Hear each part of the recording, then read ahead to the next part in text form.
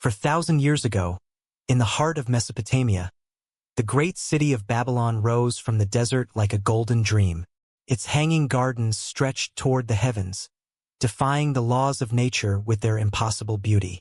Water flowed upward through bronze pipes, feeding exotic plants from distant lands that bloomed in terrace splendor above the heads of amazed visitors. Its towers pierced the clouds, reaching heights that would not be matched by human architecture for millennia. The Tower of Babel itself stood at the city's heart, a ziggurat so massive that it cast shadows across entire districts, so tall that priests claimed they could speak directly to the gods from its summit. Kings from Egypt and Assyria, from Persia and the distant mountains of Anatolia, bowed before Babylon's gates, bringing tribute of gold and silver, precious stones and rare woods, acknowledging the supremacy of this miracle city that had transformed the ancient world. Merchants traveled from the ends of the earth to trade in its markets, where silk from China met ivory from Africa, where spices from India were exchanged for amber from the northern seas. The city's streets were paved with fired brick, its buildings constructed with mathematical precision that demonstrated mastery of engineering principles that would be lost and rediscovered multiple times throughout history. Babylon was not merely a city. It was the beating heart of human civilization, the place where scattered tribes had first learned to live together in harmony, where law had replaced chaos, where the written word had captured human thought and made it immortal. Here, in libraries that contained hundreds of thousands of cuneiform tablets, the wisdom of ages was preserved and transmitted. Mathematics was born in Babylon's schools, where scholars calculated the movements of planets with accuracy that would not be surpassed until the invention of the telescope. Astronomy reached heights in Babylon that European science would not match until the Renaissance. The Code of Hammurabi, carved in stone and displayed in the city's central square, established principles of justice that would influence legal systems for thousands of years. Yet every year, as the harvest moon turned blood red above the ziggurat of Marduk, casting an eerie crimson glow across the city's golden walls, the mood in Babylon would change. The bustling markets would grow quiet. The children would be called inside earlier than usual. Mothers would hold their sons closer, as if trying to protect them from an invisible danger that seemed to emanate from the very stones of the city itself. For it was during these nights that the city's most powerful priests would gather in chambers hidden deep beneath the temple floors, chambers that existed in darkness so complete that torches seemed to provide no illumination, chambers where the air itself seemed thick with malevolent purpose. These priests would speak in whispers of an ancient covenant, a bargain made in the earliest days of civilization when men first dared to build cities and challenge the chaos of the natural world. They spoke of a debt that had to be paid, a price that must be extracted from each generation to maintain the delicate balance between order and destruction. This was not the gentle spirituality of later religions, with their promises of love and redemption. This was something far older and more terrible, a faith built on the fundamental belief that the universe was hostile to human existence and that only through the most extreme sacrifices could civilization hope to survive. And from the streets above these hidden chambers, young men would vanish. Not the criminals who lurked in the city's darker districts, not the slaves who labored in its workshops and fields, not the unwanted sons of poor families who would not be missed, but the purest among them, the virgins, sons of noble houses whose bloodlines could be traced back to the city's founding fathers, boys who had never known a woman's touch, whose innocence was verified by teams of priests who had observed them for months, documenting their every action, their every relationship, their every moment of solitude. These young men would disappear into the temple's depths as completely as if the earth itself had swallowed them. And when the ceremonies ended 3 days later, those who survived would emerge forever changed. Their families would receive them back in silence, asking no questions about the screams that had echoed through the sacred halls during those 3 nights, screams so terrible that they could be heard even through the massive stone walls that separated the temple chambers from the world above. They would ask no questions about the tears that would never stop flowing from their children's eyes, tears that seemed to come from some inexhaustible well of sorrow that had been opened in their souls. They would ask no questions about the way their sons now moved through the world like sleepwalkers, responding to direct commands but never again showing initiative, creativity, or the spark of independent thought that had once defined their personalities.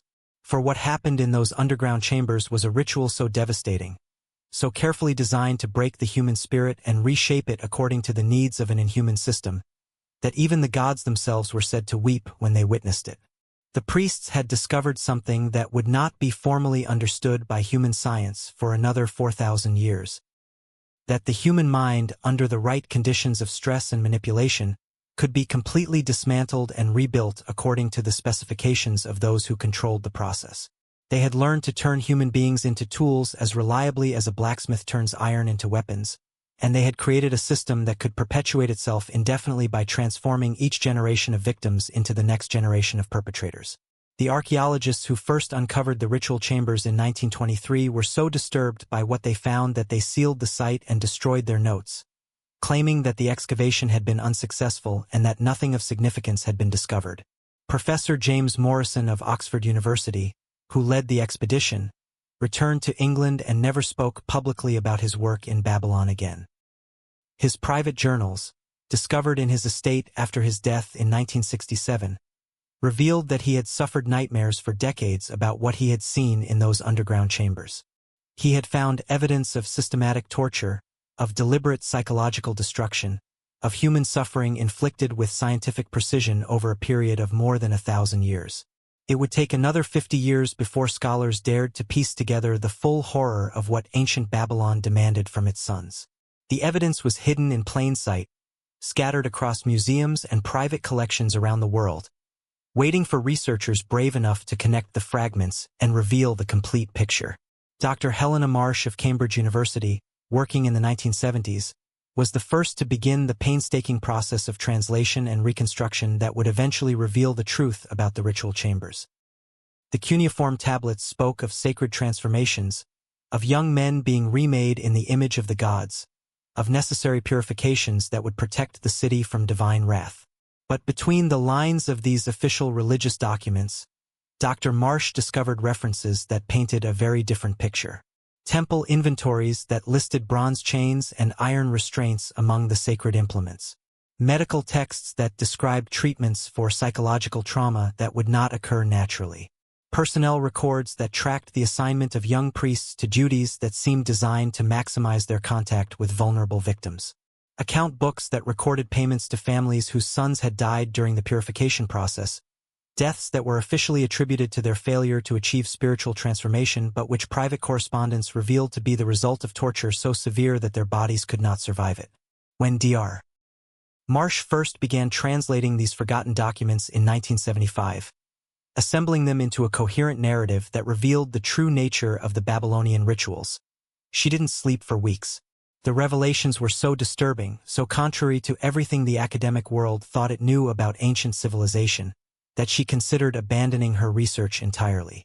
Several of her colleagues warned her that publishing such findings would destroy her career, that the academic establishment was not ready to confront evidence that one of humanity's founding civilizations had been built on the systematic destruction of human souls. Before we continue with this incredible story that will reveal the darkest secrets of human history, secrets that have been deliberately concealed for thousands of years, I want you to know that this channel brings you untold historical mysteries every week. If you're fascinated by the hidden truths of ancient civilizations, by the archaeological discoveries that challenge everything we thought we knew about the past, by the documentary evidence of practices so shocking that they've been suppressed by academic institutions for decades, make sure to subscribe and hit that notification bell so you never miss an episode. We're not afraid to investigate the most disturbing chapters of human history, and we're committed to bringing you the truth no matter how uncomfortable it might make us feel. Now, let's journey back to ancient Babylon and uncover a ritual so terrifying that it was deliberately erased from history. To understand this ritual, we must first understand the world that created it, a world that was simultaneously the pinnacle of human achievement and the depths of human depravity. Babylon in 1800 BCE was experiencing what historians call the first true religious revolution, a fundamental transformation in how human beings understood their relationship with the divine and with each other. The old gods of Sumer, the ancient deities who had governed human life for thousands of years, were being systematically replaced by a new pantheon that reflected a darker, more pessimistic view of existence.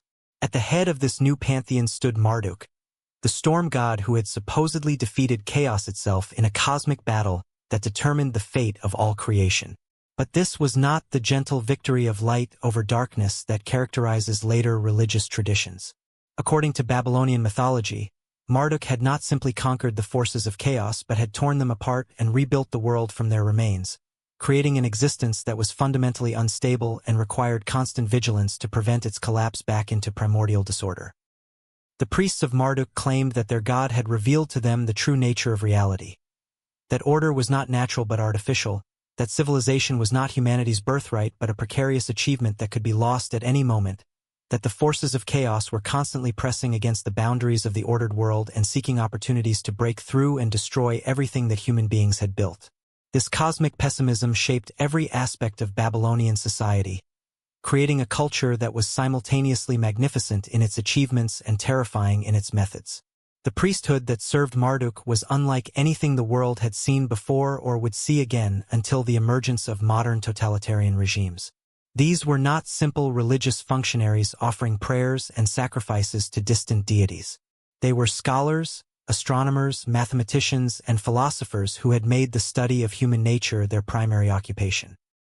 They were also, in the most literal sense, executioners, specialists in the precise application of psychological and physical trauma to achieve specific behavioral modifications in their subjects. The priests believed that the God who had created order from chaos demanded constant proof of devotion, demonstrations that humanity was worthy of the gift of civilization and capable of maintaining it against the forces that sought its destruction. Small offerings were not enough to satisfy a deity who had wrestled with cosmic chaos itself. Animal sacrifices were mere tokens, symbolic gestures that carried no real weight in the balance between order and disorder. Only human suffering, carefully orchestrated and precisely executed, could maintain the delicate equilibrium that kept civilization from collapsing back into the abyss from which it had emerged. But the priests had identified what they believed was the source of all chaos in human society, the fundamental flaw in human nature that threatened to undermine every achievement of civilization. In the Babylonian worldview, male sexual energy was considered the most dangerous force in creation, a power so destructive that it could tear apart the fabric of reality itself if allowed to express itself without careful control and direction. The priests taught that a young man's first sexual experience was a moment of cosmic significance, a doorway between innocence and corruption that could determine the fate of entire civilizations. They believed that this transition, if allowed to occur naturally through love or lust or simple human curiosity, would unleash forces that could destroy not only the individual but everyone around him. The sexual energy of young men was like a wildfire that, once ignited, would consume everything in its path unless it was channeled through proper ritual procedures. But if this transition could be controlled, guided, and consecrated through sacred ritual, the raw power of masculine desire could be harnessed for the good of society. The priests claimed to have discovered techniques that could capture this energy at the moment of its awakening and redirect it toward the service of order rather than chaos. The process required the complete destruction of the young man's natural personality and its replacement with a new identity constructed according to the specifications of the priesthood. The ritual chamber beneath the Temple of Marduk was designed as a crucible where young men would be transformed from potential agents of chaos into servants of divine order. Every aspect of these chambers had been calculated to maximize psychological impact, from the precise dimensions of the rooms to the colors of the walls to the angles at which the torches were mounted. The priests understood that human beings could be broken down and rebuilt as reliably as any other raw material, but only if the process was conducted with scientific precision and absolute commitment to the goal of complete transformation. The chambers themselves were marvels of psychological engineering, designed by priests who had spent centuries studying the effects of environment on human consciousness. The walls were covered with images that told a story of degradation and submission, starting with relatively mild scenes of young men kneeling before authority figures and progressing through increasingly disturbing depictions of violence, humiliation, and destruction. The progression was so gradual that victims would be deep into the chamber complex before they fully realized what they were seeing, by which time their capacity for rational thought had been undermined by drugs and exhaustion. The acoustics of the chambers had been calculated to amplify certain sounds while muffling others, creating an environment where whispers could be heard with perfect clarity, while screams seemed to be absorbed by the walls themselves. The temperature was kept just below the level of human comfort, creating a constant mild stress that would gradually wear down the victim's resistance without being obvious enough to trigger immediate panic. Even the air quality was controlled, with incense burning that contained mild psychoactive compounds designed to increase suggestibility while reducing the capacity for clear thinking. Every spring, as the river floods receded and the barley began to sprout in the fields around Babylon, marking the beginning of a new agricultural cycle and the renewal of life itself, the priests would begin their selection process. This was not a random choosing but a systematic hunt for specific types of young men who met criteria that had been developed over centuries of experimentation. They would walk through Babylon's wealthiest districts, carrying with them lists compiled over months of careful observation, documents that contained more detailed information about the city's young men than their own families possessed. The selection process began when boys reached their 14th year, the age at which Babylonian society considered them to be transitioning from childhood to adolescence. Teams of priests, disguised as merchants or scribes or other ordinary citizens, would begin systematic surveillance of every male child in the noble families of the city. They would observe their interactions with girls, their responses to sexual imagery, their behavior when they believed themselves to be unobserved. They would question servants, teachers, and friends, always indirectly, always in ways that would not reveal the true purpose of their inquiries. The priests were looking for very specific qualities that experience had taught them were essential for the success of their ritual transformation. They needed boys who had shown no interest in girls, not because they were attracted to men but because they were genuinely innocent, genuinely unaware of their own sexuality and therefore completely unprepared for what would be done to them. They needed sons who spent their time in study, rather than in the pursuit of pleasure, boys whose natural inclinations toward scholarship and contemplation made them ideal candidates for the priestly life that awaited them after their transformation. Most importantly, they needed young men whose families could confirm their purity with absolute certainty, boys who had never been alone with a woman, never engaged in any form of sexual experimentation, never even experienced the private fantasies that normally occupy the minds of adolescent males. The selection was surgical in its precision because the priests understood that the ritual would only work if the participants were truly innocent, truly unprepared for what awaited them. Experience would provide resistance, knowledge would offer escape routes, and any prior sexual contact would contaminate the purity that the ritual was designed to corrupt and transform. Only complete vulnerability would allow the transformation to take hold. Only absolute ignorance would permit the priests to rebuild their victims' personalities from the ground up. The names of boys who met these criteria would be recorded in special tablets that were kept in the most secure areas of the temple complex, guarded more carefully than the gold and silver treasures that filled Babylon's vaults. These lists represented years of investment by the priesthood, countless hours of observation and research that had identified the next generation of servants who would perpetuate the system that had created them. By the time a boy's name appeared on these tablets, his fate was sealed, though he would remain unaware of what awaited him until the moment he was summoned to the temple. When a family received the summons, there was no possibility of refusal. To reject the call of Marduk was to invite the destruction of entire bloodlines, not through divine wrath but through very earthly consequences administered by a priesthood that controlled every aspect of Babylonian society.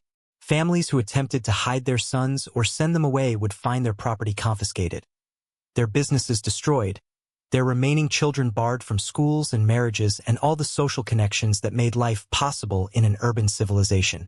But most families did not attempt to resist because they had been carefully conditioned over generations to view the selection of their sons as a great honor rather than a tragedy. The priests had constructed an elaborate mythology around the ritual that portrayed it as a form of divine calling, a sign that the chosen boy possessed special spiritual qualities that made him suitable for service to the gods. Parents were told that their sons would be transformed into something greater than merely human, that they would become intermediaries between the mortal and divine realms, that their sacrifice would bring blessings upon their entire lineage. On the appointed day, parents would dress their sons in white robes made from the finest linen, garments that symbolized the purity that was about to be destroyed and the new identity that would replace it.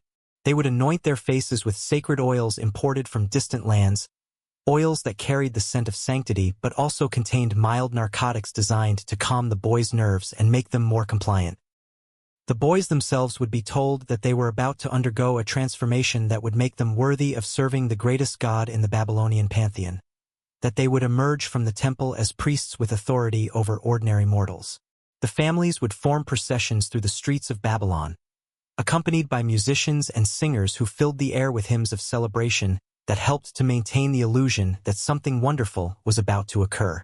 The boys would be carried on litters decorated with flowers and precious stones, elevated above the crowds that gathered to witness their passage toward the temple. To observers, these processions would appear to be festivals of joy rather than funeral marches for the souls that were about to be destroyed. At the temple gates, the families would deliver their sons to priestesses who greeted them with gentle smiles and soft words of welcome, women whose beauty and kindness served to reinforce the boys' belief that they were entering a realm of divine blessing rather than human horror. The parents would embrace their children one final time, offering blessings and encouragement for the ordeal ahead, never knowing that they would never again see the boys who were being taken from them. What would emerge from the temple 3 days later would wear their sons' faces and speak with their sons' voices, but would be something else entirely.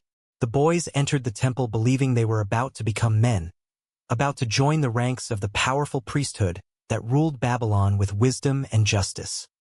They had no idea they were about to lose their souls, to be systematically stripped of everything that made them human and rebuilt as instruments of a system that consumed human beings and converted them into tools of oppression.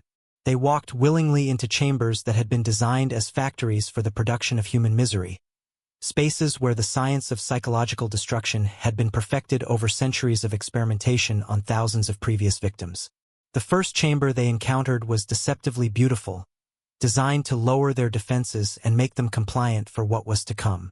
The walls were covered with polished marble that reflected the light of golden oil lamps, creating an atmosphere of warmth and luxury that spoke of divine favor and earthly power.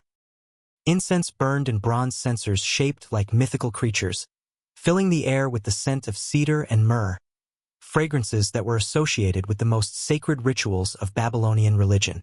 The floor was covered with carpets woven from silk and gold thread, soft beneath their feet and beautiful enough to belong in a king's palace. Priestesses dressed in flowing silk robes would greet the young men with embraces and kisses, welcoming them as beloved children who were about to receive the greatest gift that the gods could bestow. These women were among the most beautiful in Babylon, selected for their ability to inspire trust and affection in their victims, trained in techniques of manipulation that could make even the most suspicious person believe in their sincere affection. They would speak to the boys about the honor that had been bestowed upon them, about the wisdom they would gain and the power they would wield after their transformation was complete. The priestesses would offer the boys honey cakes made with flour imported from Egypt and sweetened with honey from the mountains of Assyria, delicacies that demonstrated the wealth and reach of the temple organization. They would pour wine mixed with herbs that would calm their nerves and cloud their judgment, telling them that these were sacred substances that would prepare their bodies and minds for the divine revelations that awaited them. The boys would eat and drink eagerly, grateful for this evidence of the care and consideration with which they were being treated. This was the deception chamber, the place where the priest's understanding of human psychology was most evident. They knew that people who entered a threatening situation while relaxed and trusting would be far more susceptible to subsequent manipulation than those who were already frightened and defensive. The beautiful surroundings, the attractive women, the delicious food and drink all served to convince the boys that they were in a place of safety and benevolence, that whatever happened next would be for their benefit rather than their destruction. As the drugs took effect, subtle changes would begin to occur in the boys' perception and behavior. Their vision would become slightly blurred, their thoughts slower and more confused. Their natural caution would be replaced by a sense of dreamy acceptance, a feeling that whatever was happening was meant to be and should not be resisted. The priestesses would begin to guide them through gentle physical manipulation, taking their hands and leading them in small movements that established the pattern of obedience that would become crucial in the later stages of the ritual. Gradually, almost imperceptibly, the boys would be led deeper into the temple complex, through corridors that grew progressively darker and more oppressive. The beautiful decorations of the first chamber would give way to stark stone walls carved with images that became increasingly disturbing as they proceeded further from the entrance. Scenes of worship and celebration would be replaced by depictions of submission and humiliation, of young men kneeling before towering figures of authority, of faces twisted in expressions of terror and despair. The progression was so gradual that the boys would be deep into the complex before they fully realized what they were seeing. The drugs would slow their mental processes enough that they would struggle to connect what they were observing with their own situation. By the time they began to feel the first stirrings of genuine fear, they would be too disoriented and physically compromised to mount any effective resistance. The priestesses would gradually be replaced by male priests as the procession moved deeper into the temple, the transition occurring so smoothly that the boys would barely notice the change. These new guides would be dressed in robes that were slightly less elaborate, their voices somewhat harder, their touch less gentle, but the changes would be subtle enough to avoid triggering immediate alarm. The priests understood that sudden shifts in treatment would activate their victims' survival instincts and make them more difficult to control. The second chamber was where the psychological assault would begin in earnest, though it would still be disguised as religious instruction. Here, the priests would be replaced by figures wearing masks carved to resemble demons and monsters from Babylonian mythology, terrifying visages that seemed to emerge from the walls themselves as torches cast dancing shadows across their features. These masked figures would circle the terrified young men, chanting in voices that echoed off the stone walls, speaking in ancient Sumerian that the boys could not understand but that carried unmistakable overtones of menace and condemnation. The chanting would speak of sins that had not yet been committed, of corruption that lived in their hearts like seeds waiting to sprout, of the necessity of purification through suffering to prevent these hidden evils from destroying not only the boys themselves but everyone they would ever love. The priests had learned that guilt was one of the most powerful tools for psychological manipulation, that people who believed themselves to be fundamentally flawed would accept almost any treatment as justified punishment for their supposed crimes. The boys would be told that everything they had believed about themselves was a lie, that their parents had sent them to the temple not as an honor but as a punishment for sins that they had committed in their secret thoughts. They would be informed that their very existence was an offense against the natural order, that they were so fundamentally flawed, so inherently evil, that only the most extreme measures could save their souls from eternal damnation. The priests would describe in graphic detail the punishments that awaited unrepentant sinners in the afterlife, torments that would make any earthly suffering seem mild by comparison. This was the beginning of what modern psychologists would recognize as systematic psychological torture, a carefully orchestrated campaign designed to shatter the victim's sense of self and reality. The priests had perfected techniques that would not be formally studied by Western science for another 4,000 years, methods of mental destruction that were based on intuitive understanding of human psychology rather than academic theory, but that were no less effective for their lack of scientific foundation. The boys would be separated from one another at this point, each placed in a small stone cell barely large enough for a human body to lie down. These cells had been carved directly from the living rock beneath the temple, chambers so small and confining that even sitting upright was difficult and lying down required curling into an uncomfortable fetal position. The walls were rough stone that would scrape against exposed skin, and the floors were deliberately uneven to prevent comfortable rest. There were no windows, no source of natural light, no way to judge the passage of time except by the occasional visits from priests bearing food and water. Here they would remain for the first full day of the ritual, alone with their terror, fed only bread and water, visited periodically by priests who would whisper terrible prophecies about their future through slots in the cell doors. They would be told that their families had already forgotten them, that they were considered dead to the outside world, that they would never again know love or friendship or joy. The priests would describe in detail what would happen to them if they failed to achieve the spiritual transformation that the ritual was designed to produce, punishments that included not only their own destruction but the suffering of everyone they had ever cared about. The isolation was calculated to break down their psychological defenses and make them desperate for any form of human contact, even contact with their tormentors. Human beings are fundamentally social creatures who depend on interaction with others for their psychological well-being, and prolonged solitary confinement can produce symptoms similar to those of severe mental illness. The priests understood this weakness and exploited it ruthlessly, using the boys' natural need for companionship as a weapon against their resistance. During this first day, the boys would also be subjected to sensory manipulation designed to increase their disorientation and suggestibility. Strange sounds would echo through the chambers at irregular intervals. The grinding of stone against stone, the dripping of water that seemed to come from nowhere, voices speaking in languages that predated human civilization. Lights would flicker randomly, creating moving shadows that seemed to take on lives of their own. The temperature would fluctuate between uncomfortably hot and chillingly cold, preventing the boys from adjusting to their environment and maintaining a constant low level of physical stress. The food they received during this period would be deliberately contaminated with mild hallucinogens derived from plants that grew in the marshes around Babylon, substances that would cause subtle alterations in perception without producing obvious intoxication. The boys would begin to see things that were not there, hear voices that spoke only to them, experience sensations that had no physical cause.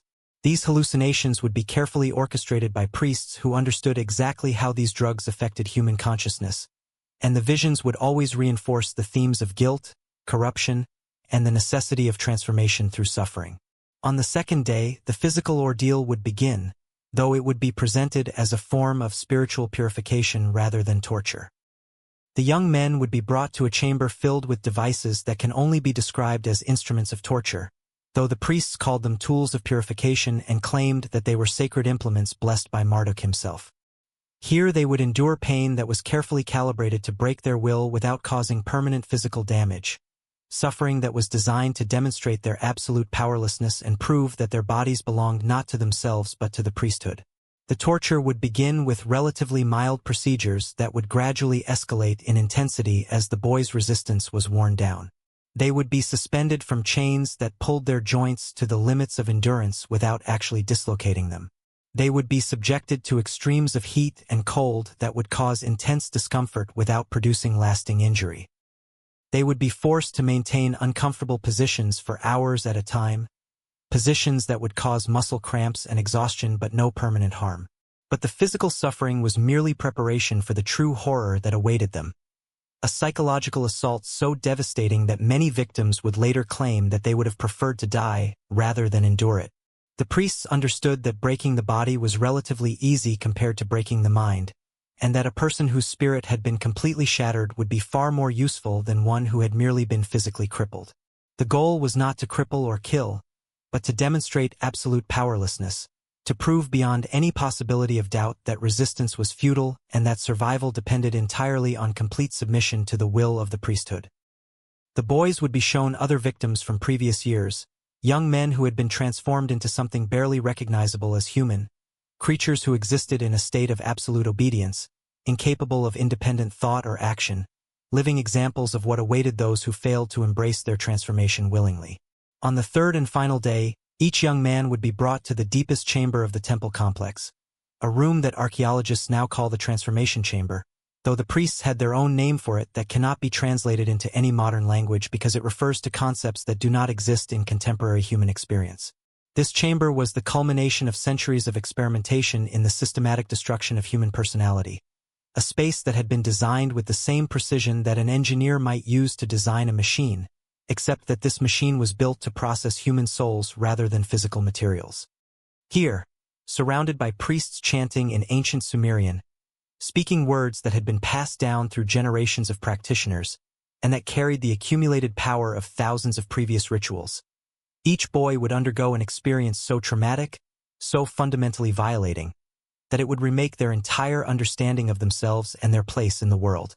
The details of what occurred in this final chamber are almost too disturbing to relate, preserved only in fragments of cuneiform tablets that were deliberately scattered and hidden throughout the ancient world by priests who understood that this knowledge was too dangerous to be preserved in any single location.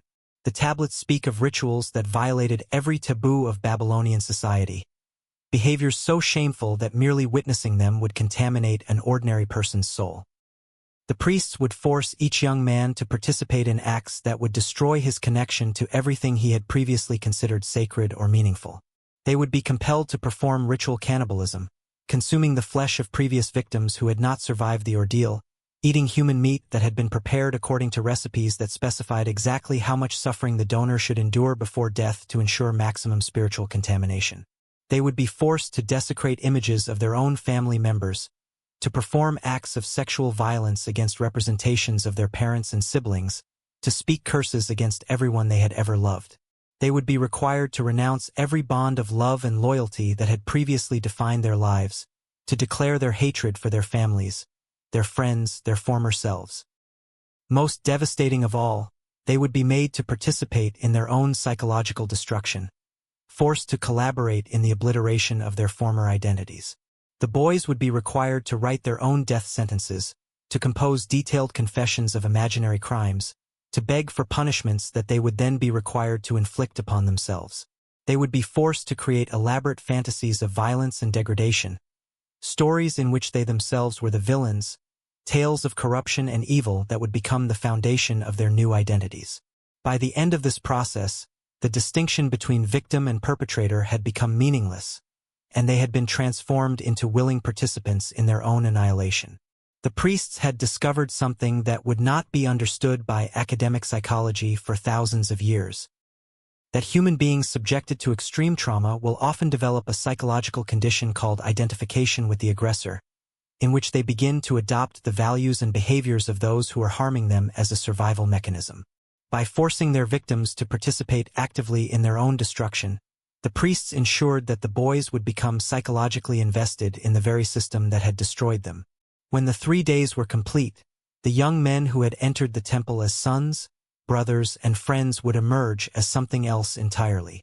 They had been systematically stripped of every quality that makes a person human: empathy, autonomy, the capacity for genuine relationship, the ability to experience joy or hope or love. What remained were hollow shells, perfectly obedient servants who would spend the rest of their lives carrying out the will of the priesthood without question or hesitation. Human beings who had been converted into biological machines programmed to serve the interests of an organization that valued power above all else. These broken young men would become the administrators of Babylon's religious bureaucracy, the scribes who recorded temple business with mechanical precision, the guards who enforced priestly authority without mercy or remorse, the teachers who would prepare the next generation of victims for their own destruction. They had been transformed into a caste of the spiritually dead, walking corpses who maintained the facade of life while serving as instruments of a system designed to perpetuate itself through the destruction of human souls. The families who received their sons back after the ritual understood instinctively that something fundamental had changed, though they could never have imagined the extent of the transformation that had occurred. The boys who returned bore the same faces, the same voices, the same physical features as the children who had been taken, but their eyes were empty, windows into souls that no longer existed. They would never again laugh spontaneously or cry genuine tears, never form deep friendships or fall in love or experience the simple pleasures that make life worth living. They had been surgically separated from their own humanity, turned into biological machines programmed to serve the interests of the temple without regard for their own needs or desires. They would eat when told to eat, sleep when told to sleep, perform whatever tasks were assigned to them with perfect efficiency and no emotional investment in the outcome. They were living examples of what human beings could become when every trace of individual personality had been systematically removed and replaced with programming designed to serve the needs of those in power. Yet the truly diabolical genius of this system was that it was entirely self-perpetuating. The broken young men who survived the ritual would themselves become the priests who would select and prepare the next generation of victims. Having lost the capacity for genuine human feeling, they could inflict upon others the same horrors they had endured without experiencing guilt or remorse. They had become perfect servants of a machine designed to consume human souls and convert them into instruments of power, and their psychological programming included not only obedience to authority but also the compulsion to create new victims who would replace them when their usefulness came to an end. The system had achieved a form of immortality that depended not on the survival of any individual but on the continuous creation of new servants to replace those who wore out or died in service. Each generation of victims would become the next generation of perpetrators, ensuring that the knowledge and techniques necessary to maintain the ritual would never be lost. The priests had created a self-replicating organism that fed on human souls and used the energy it extracted to grow stronger and more sophisticated with each passing year. For over 1,000 years, this ritual continued in various forms throughout the Babylonian Empire, spreading like a virus through the civilizations that came into contact with Babylon's religious and cultural influence. Variations of it appeared in Assyria, where the priests of Ashur adapted the techniques to serve their own war god. Modified versions emerged in Persia, where the followers of Ahura Mazda incorporated elements of psychological destruction into their fire rituals. Even Egypt, despite its ancient traditions and well-established religious practices, began to experiment with Babylonian methods of spiritual transformation. The specific details changed from culture to culture, adapted to local customs and beliefs, but the underlying principle remained constant across all these variations. Human beings could be broken down and rebuilt as tools of oppression, and those tools would then willingly participate in breaking down the next generation.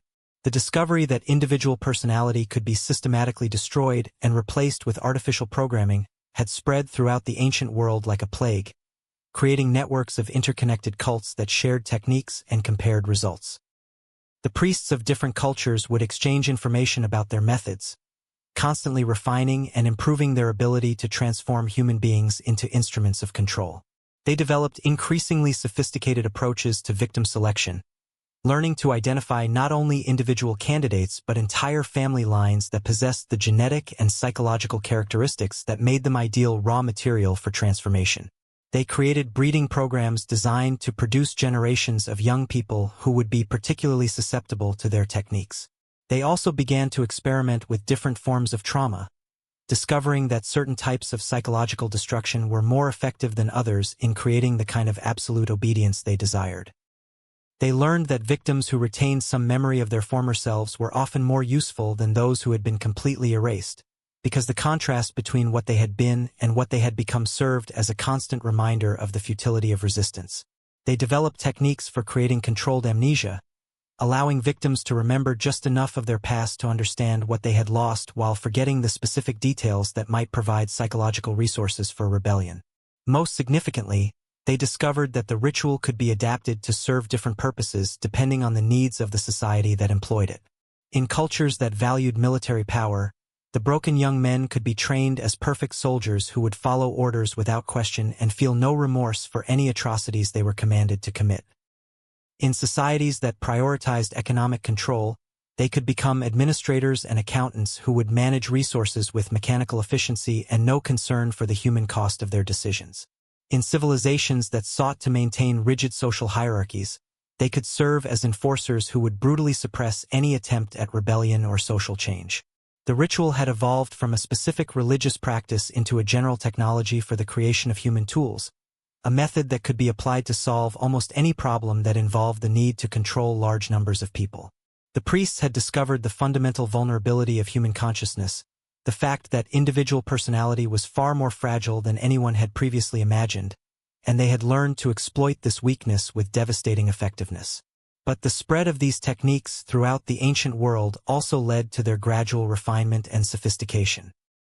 As different cultures experimented with the basic methods, they developed innovations that made the process more efficient and more reliable. Egyptian priests contributed knowledge of anatomy and physiology that allowed for more precise application of physical trauma. Assyrian military specialists provided insights into the psychology of fear and dominance that improved the effectiveness of the intimidation phase. Persian fire worshippers added techniques of sensory manipulation that could induce altered states of consciousness without the use of drugs. The result was a continuously evolving technology of human destruction that became more powerful and more subtle with each generation. By the height of Babylon's power, around 600 BCE, the priests had perfected methods that could transform a young person's personality in a matter of days, creating servants who were indistinguishable from their former selves except for their absolute loyalty to the system that had created them. These advanced techniques were so effective that they began to attract the attention of secular rulers who saw their potential for political control. Kings and emperors who had traditionally relied on military force and economic pressure to maintain their authority realized that psychological manipulation could be far more cost-effective and reliable than conventional methods of domination. A population that had been psychologically conditioned to obey would never rebel, would never require expensive military occupation, would police itself more effectively than any external force could manage. The integration of ritual transformation techniques into secular government marked the beginning of the end for the traditional priesthood that had developed them. Once kings learned that they could create their own corps of perfectly obedient servants, they no longer needed to share power with religious authorities. The priests who had spent centuries perfecting these methods found themselves replaced by royal administrators who used the same techniques to serve political rather than religious ends. This transition was not sudden or dramatic but occurred gradually over several generations as secular authorities slowly took control of the transformation process. The kings would begin by requesting that the priests train royal candidates alongside the traditional religious recruits, claiming that they needed administrators who understood both spiritual and temporal authority. Over time, the proportion of royal candidates would increase while the number of purely religious recruits would decline, until eventually the entire system was serving the needs of the monarchy rather than the temple. The priests who protested this secularization of their sacred rituals found themselves subjected to the very techniques they had developed, transformed into obedient servants of the royal authority they had attempted to resist. The knowledge they had accumulated over centuries of experimentation became the property of kings who had no interest in spiritual transformation and cared only about the practical applications of psychological control. By 550 BCE, the original religious context of the ritual had largely disappeared, replaced by a purely political system designed to create perfect subjects for absolute monarchy. The underground chambers that had once echoed with chants to Marduk now rang with proclamations of loyalty to earthly kings. The young men who emerged from these spaces no longer served as intermediaries between human and divine realms but as instruments of royal policy, administrators who would implement any decree without question or moral consideration. This transformation of the ritual from religious practice to political tool represented a fundamental shift in human civilization, the moment when techniques of mass psychological control became available to secular authorities. The kings who inherited these methods from the Babylonian priesthood would pass them on to their successors, creating dynasties that maintained power not through military might or popular support but through the systematic destruction of their subjects' capacity for independent thought. The techniques would continue to evolve and spread, appearing in modified forms throughout the ancient world. Roman emperors would use variations of these methods to create loyal legions that could be relied upon to suppress rebellions in distant provinces. Chinese dynasties would develop their own versions of psychological transformation to ensure the loyalty of the vast bureaucracies needed to govern their enormous territories. Even the early Christian Church would adopt elements of these practices, using modified forms of psychological manipulation to create communities of believers who would accept any doctrine without question. But the original Babylonian system contained the seeds of its own destruction, vulnerabilities that would eventually cause it to collapse despite its apparent invincibility. The priests who had created the ritual had made it so effective at destroying individual personality that they had eliminated the very qualities that make civilizations creative and adaptable. A society composed entirely of obedient servants might be stable and orderly, but it would also be incapable of innovation, unable to respond to new challenges or take advantage of new opportunities. The psychological programming that made the transformed young men perfect servants also made them incapable of the kind of creative thinking that drives technological and cultural advancement. They could follow orders with mechanical precision, but they could not generate new ideas or adapt existing procedures to meet changing circumstances. They were ideal for maintaining an established system but useless for improving or modifying it when conditions changed. As the ancient world became increasingly interconnected through trade and warfare, civilizations that relied too heavily on psychologically controlled populations found themselves at a severe disadvantage compared to societies that preserved some degree of individual autonomy. The transformed servants might be perfectly loyal, but they were also perfectly predictable, and their enemies learned to exploit this predictability to devastating effect. Military forces composed of psychologically controlled soldiers might follow orders without question, but they also lacked the initiative and creativity needed to adapt to unexpected battlefield conditions. Administrative systems staffed entirely by transformed servants might be efficient and corruption-free, but they were also rigid and bureaucratic, unable to respond effectively to economic or social changes that required flexible thinking and innovative solutions. The ritual also created internal vulnerabilities that would eventually prove fatal to the civilizations that employed it. The process of transformation was so traumatic and resource-intensive that it could only be applied to a relatively small percentage of the population. The majority of people in these societies remained psychologically intact, and they gradually became aware of what was being done to their children and neighbors. This awareness created underground resistance movements that were far more dangerous than conventional political opposition because they were motivated not by disagreement with specific policies but by horror at the fundamental nature of the system itself. These resistance movements were particularly effective because they could appeal to the most basic human instincts for protecting the young and preserving family bonds. Parents who might accept almost any form of political oppression would fight to the death to prevent their children from being subjected to psychological destruction. The ritual systems had created their own most determined enemies by threatening the one thing that human beings will always struggle to protect: the souls of their children. The beginning of the end came when military pressures from outside the empire forced Babylonian authorities to conscript young men for military service rather than ritual transformation. The constant warfare that characterized the late Babylonian period required enormous numbers of soldiers, and the empire could no longer afford to divert its most promising young men into the lengthy and expensive process of psychological transformation. The ritual chambers that had operated continuously for over 1,000 years began to fall silent as military necessity took precedence over religious and political control. As the empire fragmented and external enemies pressed closer to the city's walls, the resources needed to maintain the complex priestly bureaucracy became scarce. The elaborate underground chambers required constant maintenance. The careful observation and selection of victims demanded enormous investments of time and personnel, and the sophisticated techniques of psychological manipulation could only be practiced by priests who had undergone years of specialized training. All of these requirements became impossible to meet as Babylon struggled simply to survive in an increasingly hostile world. The careful records that had documented each year's victims were scattered or destroyed as different factions fought for control of the city. The secret knowledge that had been passed down through generations of priests was lost when the schools that had preserved it were abandoned or burned. Most importantly, the young men who might have become the next generation of practitioners were needed as soldiers, their potential service to the temple sacrificed to the more immediate demands of military defense. By the time Alexander the Great conquered Babylon in 331 BCE, the ritual had been abandoned for nearly 2 centuries. The chambers beneath the Temple of Marduk were sealed and forgotten, their existence known only through increasingly fragmentary references in documents that were themselves being systematically destroyed by new rulers who found the old religion politically inconvenient.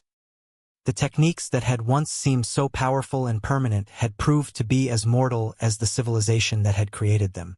But the psychological methods pioneered by the Babylonian priesthood did not disappear entirely. They were preserved in modified forms by secret societies and underground cults that continued to practice variations of the ritual long after the original political and religious contexts had vanished.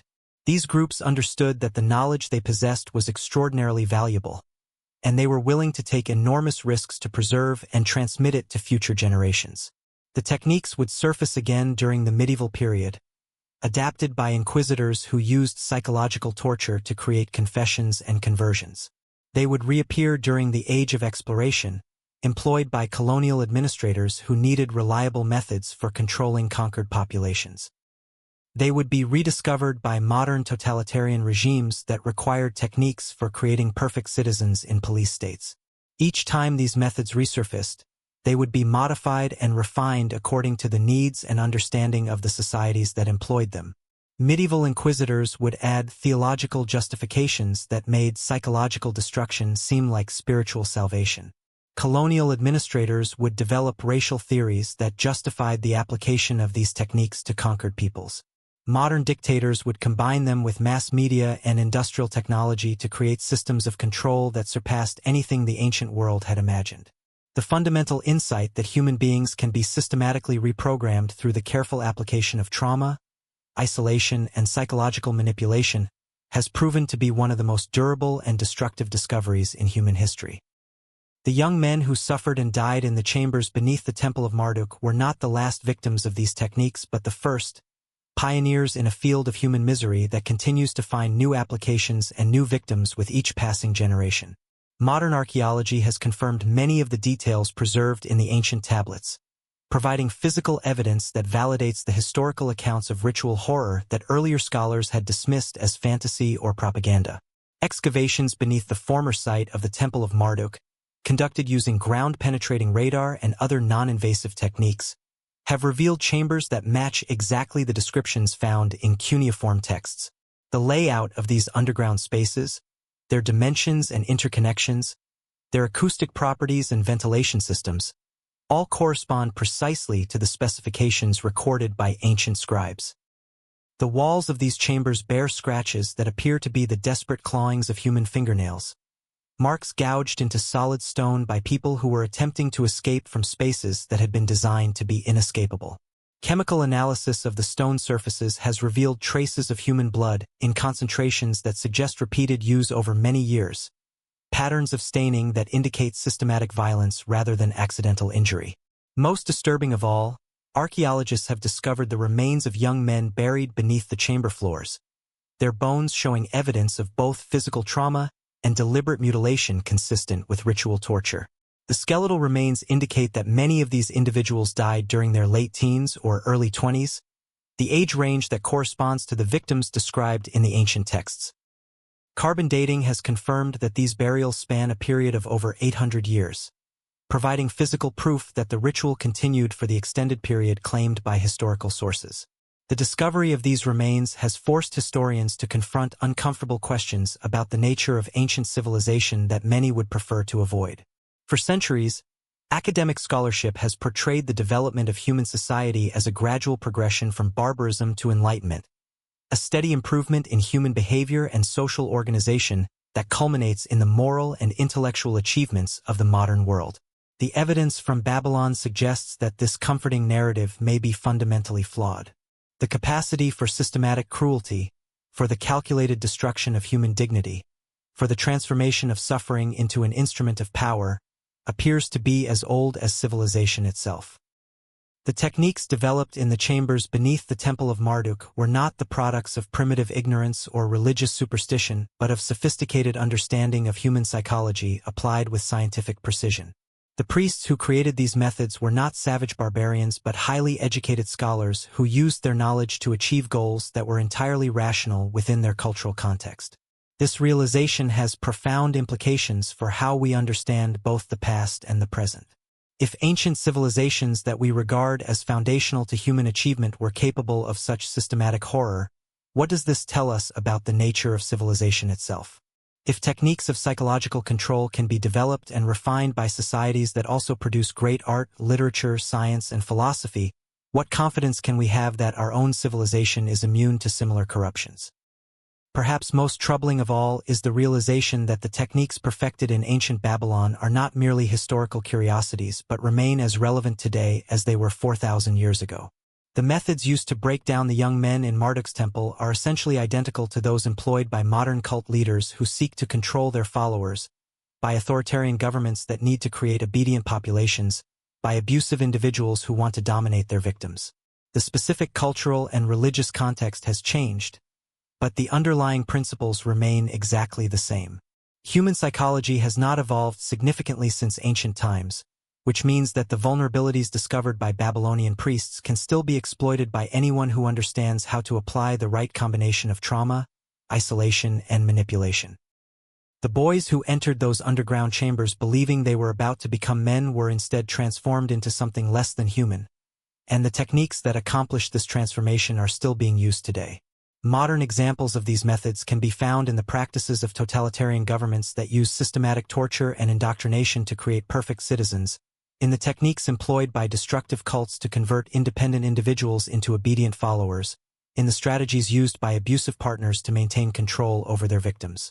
The specific applications vary, but the fundamental approach remains unchanged. Identify vulnerable individuals, isolate them from sources of support, subject them to carefully calibrated trauma, and rebuild their personalities according to the specifications of those in control.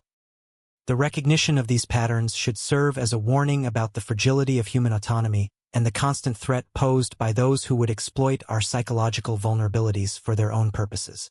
The young men of ancient Babylon were not uniquely susceptible to these techniques, nor were their tormentors uniquely evil. Both victims and perpetrators were ordinary human beings caught up in a system that transformed normal people into instruments of horror. The boys who died in those chambers were sacrificed not to appease angry gods but to maintain the power of human institutions that valued control above all else. They were turned into tools of a system that saw individual human beings as raw material to be processed and shaped according to the needs of those in authority. Their suffering was not accidental or incidental but central to the functioning of their society, a necessary component of a machine designed to perpetuate itself through the systematic destruction of human souls. In the end, the ritual of the male virgins reveals something profound and disturbing about the relationship between power and suffering in human societies. It shows us that the capacity for institutionalized cruelty is not an aberration or a failure of civilization but can become one of its defining features. The young men who died in those chambers were not victims of chaos or barbarism but of a highly organized, thoroughly rational system designed to perpetuate itself through the systematic destruction of human dignity. Their stories, preserved in fragments of cuneiform tablets and confirmed by archaeological evidence, serve as a warning from the distant past. They remind us that the institutions we create to serve human needs can all too easily become machines that consume the very humanity they were meant to protect. The priests of Marduk believed they were maintaining cosmic order, preserving civilization from the forces of chaos that threatened to destroy it. But they were actually creating a hell on earth, a system that transformed love into fear, hope into despair, and human beings into tools of oppression. The young men of ancient Babylon paid the ultimate price for their society's pursuit of absolute control. They gave not just their lives but their souls to feed a machine that promised order but delivered only suffering. Their sacrifice teaches us that no system of power, no matter how ancient or sacred it claims to be, has the right to demand the destruction of individual human dignity. Their memory challenges us to remain vigilant against any authority that seeks to transform human beings into instruments of its will. For 1,000 years have passed since the last young man was broken in the chambers beneath the temple of Marduk. The great city of Babylon has crumbled into dust. Its hanging gardens exist only in legend. Its towers have fallen and been forgotten. But the fundamental questions raised by their ordeal remain as urgent today as they were in the shadow of the ziggurat. How do we balance the needs of society with the rights of individuals? How do we prevent those in power from using their authority to exploit and destroy those they claim to serve? How do we ensure that our institutions serve humanity rather than consuming it? The answers to these questions are not easy, and they require constant vigilance and continuous effort from every generation. But the stories of the young men who suffered and died in ancient Babylon provide crucial guidance for anyone who seeks to build a more humane world. They remind us that human dignity is not negotiable, that individual autonomy cannot be sacrificed for the supposed greater good, that any system which treats people as raw material to be processed and shaped according to the needs of authority has lost its claim to legitimacy. The ritual chambers beneath the Temple of Marduk are now empty, their walls silent, their purpose forgotten by all but a handful of scholars and archaeologists. The screams that once echoed through those spaces have faded into silence. The tears have dried. The blood has been washed away by time and rain. But the young men who died there have left us a legacy more valuable than all the gold and silver that filled Babylon's treasuries.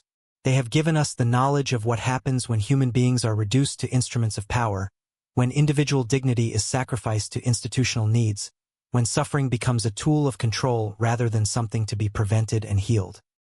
Their sacrifice was not willing, and it was not noble. It was a crime committed by those who had the power to choose a different path but lacked the wisdom or courage to do so. But their memory can serve a noble purpose if we allow their stories to guide us toward a more humane understanding of what civilization should be and what it should never become. If this incredible journey through history's darkest secrets has captivated you, if you've been shocked by revelations that challenge everything you thought you knew about ancient civilization, then you absolutely need to subscribe to our channel right now. We are the only documentary series brave enough to uncover the most disturbing, controversial, and deliberately hidden stories from human history that mainstream historians are afraid to investigate. From ancient rituals that would make modern horror movies seem tame, to secret societies that shaped the course of civilization from the shadows, to archaeological discoveries so controversial they've been suppressed by academic institutions for decades. We have spent years researching archives that others won't touch, translating documents that have been deliberately mistranslated, interviewing archaeologists who have been silenced by their universities, and uncovering evidence that has been hidden in plain sight for generations. The story you just heard about ancient Babylon is only the beginning. We have dozens more shocking historical mysteries waiting for you, each one more disturbing and more eye-opening than the last. Hit that subscribe button right now and ring the notification bell because these stories are too important to miss. We upload new video every week, each one revealing secrets that will change how you understand the world and your place in it. Join our community of truth seekers who aren't afraid to confront the darkest chapters of human history, who demand answers to questions that others are afraid to ask, who refuse to accept official narratives when the evidence points in a completely different direction. The subscribe button is right there waiting for you. Don't let these incredible revelations remain buried in the past. Subscribe now and become part of the movement to uncover the truth about human history, no matter how shocking or disturbing that truth might be. Remember to hit that notification bell so you never miss these incredible revelations that you simply cannot find anywhere else. The truth is out there, and we're going to find it together.